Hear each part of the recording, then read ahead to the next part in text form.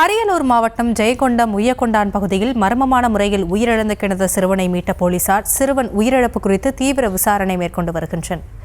இது தொடர்பான விவரங்களோடு இணைகிறார் நம்முடைய செய்தியாளர் அஜய். இந்த சம்பவத்தில் யார் மீதேனும் சந்தேகம் இருக்கிறதா? போலீசாரின் விசாரணையில் முதற்கட்ட தகவல் என்ன?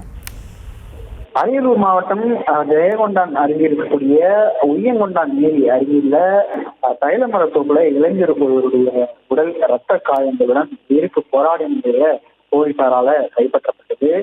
உடனடியாக காவல்துறை என்பது இளைஞர் மருத்துவமனைக்கு அனுப்பி வைத்த பிறகுதான் தெரிந்தது.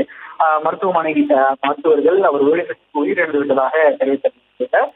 இந்த இறப்பு குறித்து காவல்துறையினர் தீவிர விசாரணையை தொடர்ந்து மேற்கொண்டு வந்தார்கள். முதலில் இறந்தவர் வடமாநிலத்தவர் என கருதப்பட்ட விசாரணையில இளைஞர் அதே ஜெயங்கொண்டான் பகுதியில ஸ்டேட் பேங்க் காலனியைச் சேர்ந்த ராஜேஷ் சிங் என்பவருடைய மகன் ஹரிகரன் 12ஆம் வகுப்பு படித்து பாதி வகுப்பை கைவிட்டு வீட்டில் இருக்கக்கூடிய ஹரிகரன் என்பது தெரிய வந்தது.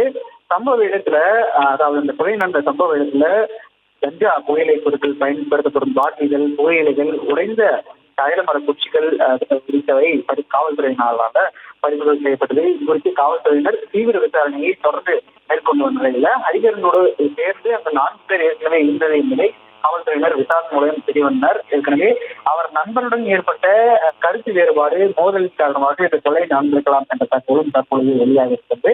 அவரோடு இருந்த 4 பேர் தற்பொழுது காவல்துறையினர் அந்த 4 பேரை சந்தேகிக்கின்றனர். சம்பவத்துல கொலையாளிகளோட 2 ஜோடி செருப்புகள், அதே போன்ற கைரேகைகள் உள்ளிட்டவற்றையெல்லாம் சேகரித்து காவல்துறையினர், அதாவது ஜெயங்கொண்டான் தனிப்படை அமைத்து தீவிர விசாரணையை தற்போது மேற்கொண்டிருக்கிறார்கள். விவரங்களுக்கு நன்றி அஜய்.